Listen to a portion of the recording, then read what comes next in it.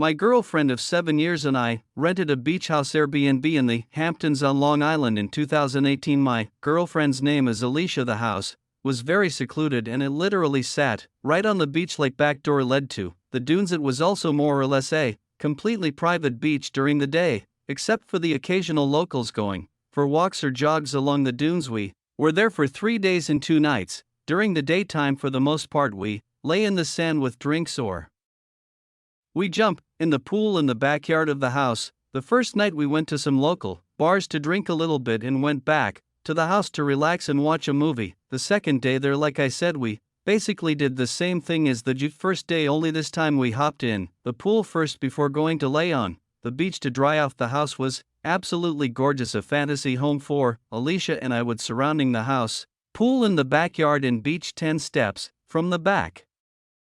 We jump in the pool in the backyard of the house. The first night we went to some local bars to drink a little bit and went back to the house to relax and watch a movie. The second day there, like I said, we basically did the same thing as the first day, only this time we hopped in the pool first before going to lay on the beach to dry off. The house was absolutely gorgeous, a fantasy home for Alicia and I, with surrounding the house, pool in the backyard and beach 10 steps from the back door. It all seemed like it was going to be a fantastic weekend getaway. We stayed on the beach for many hours until around maybe like 4 or 5 right as we started packing up, and I stood up. I looked at the house at one of the windows specifically and I thought for sure I could see someone standing at the window looking down at me. The sun was kind of creating a glare on the window at its current position, so I couldn't tell 100% if my eyes were playing tricks on me. I grabbed Alicia's shoulder and pointed up at the window. "Do you see that?" I asked. When she said, "See what?" I could see that whatever I thought I saw, it didn't seem to be there anymore. I told her to keep packing up while I ran back to the house and up the stairs to the bedroom window where I thought I saw someone or something. The room was empty though, as was the closet under the bed and the rest of the upstairs rooms.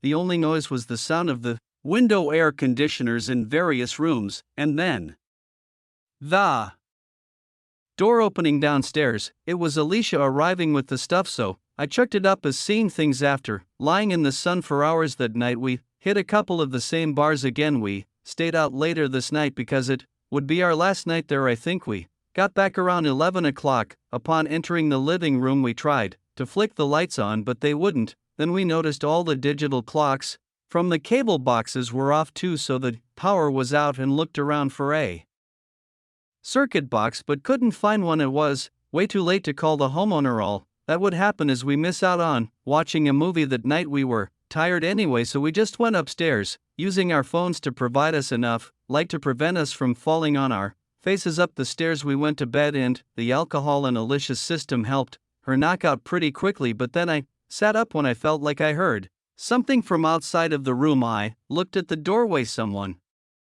walked past the doorway in the hall. I covered my mouth with my hands to prevent my squeal of horror for being heard. I lifted myself over Alicia to get off the bed and run to lock the door. The second I locked it, there were knocks on the other side. Someone said, "It's the landlord. I came to fix the power." I didn't believe it for a second. The knocks turned to more aggressive bangs. The door started to shake as the man on the other side started twisting and shaking the doorknob. My girlfriend woke up and started to scream. She realized what was going on. I screamed, "Call the cops," to her, and I think this caused the man on the other side to stop. The next thing that happened, after waiting in silence and fear with the sound of the police officers downstairs, they had entered the house through the front door that was apparently left open. The police investigated, took a report, and said they'd let the local media know of the incident. They even helped us find the circuit box and grounded me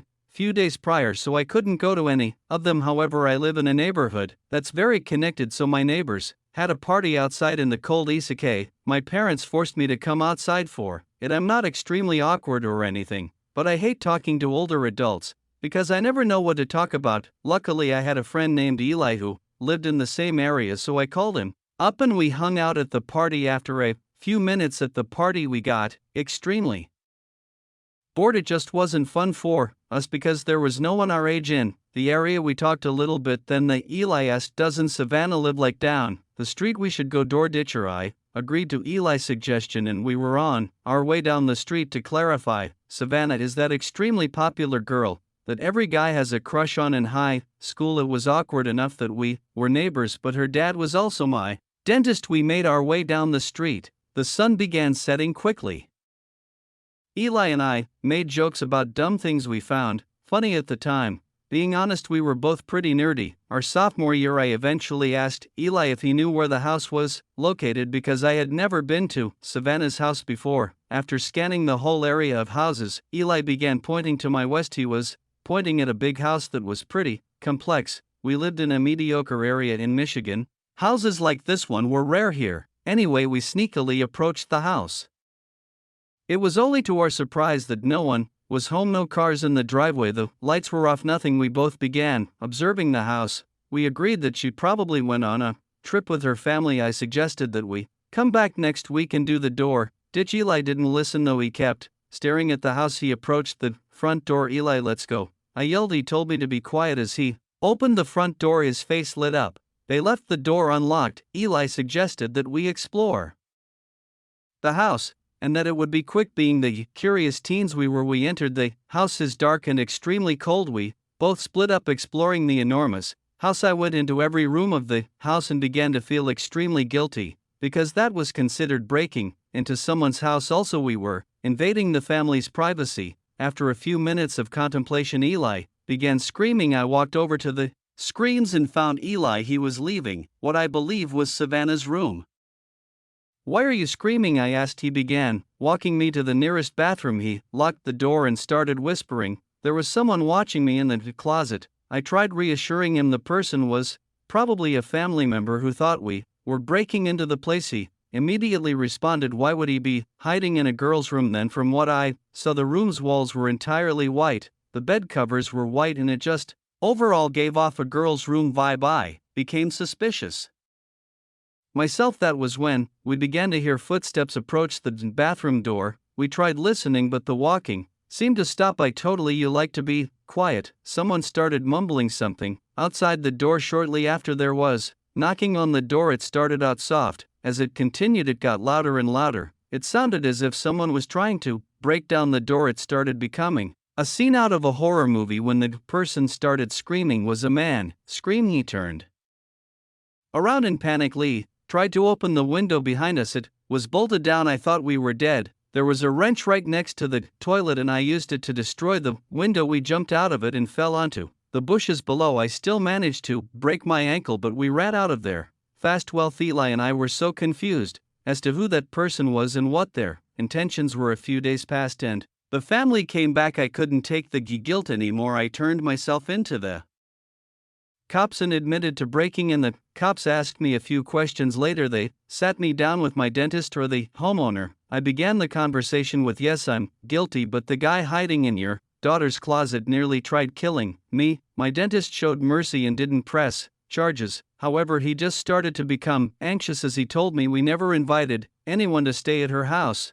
I used to work at the small sleepaway camp as a counselor. It was my first job when I was 17. It was the most fun I could have at any job that age, plus it would get me away from my parents' house. For a month I didn't exactly come from an enviable background, so at this camp there were 5 buildings: the boys' dorms, the girls' dorms, the counselors' dorms, the main hall, which we called the shack, at a small bathroom building. In the shack was the cafeteria, main office, and nurses' quarters where any kids who suffered any kind of injuries would be brought. Kids' curfews would be 9 o'clock.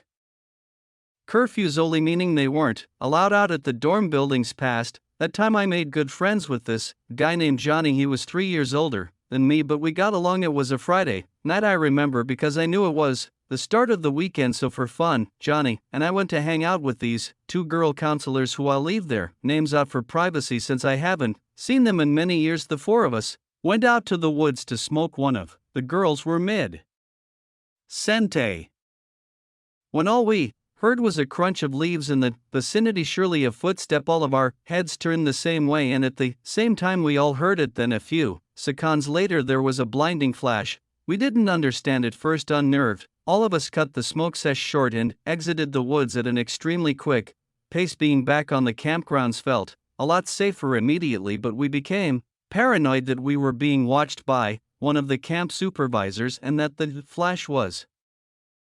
Counselor had a key to the building, so I unlocked the door that led to the cafeteria section, and the door slammed behind me at going into the dark, empty building. The only light was coming from that hallway, which I would take to get to the main office, hoping there would be someone still working. You may think I was crazy to be doing this, but I'm not exaggerating when I say I get paranoid, and I really couldn't afford to lose this job over something that wasn't even my idea. However, I would feel out whichever supervisor was on duty and see if they had actually seen what we were doing as I walked down the hall towards the office, though I realized quickly that the office light was off. No one was in the building. Just then I heard the familiar sound of the cafeteria exit door that I had just went through slamming again. Was I seen entering the building? Was I being followed? I hid behind the intersecting hallway wall, peeking my head around, waiting to see who would be walking into the hallway. No one ever did, though, but it took me longer than it should have to notice something peering around the doorway to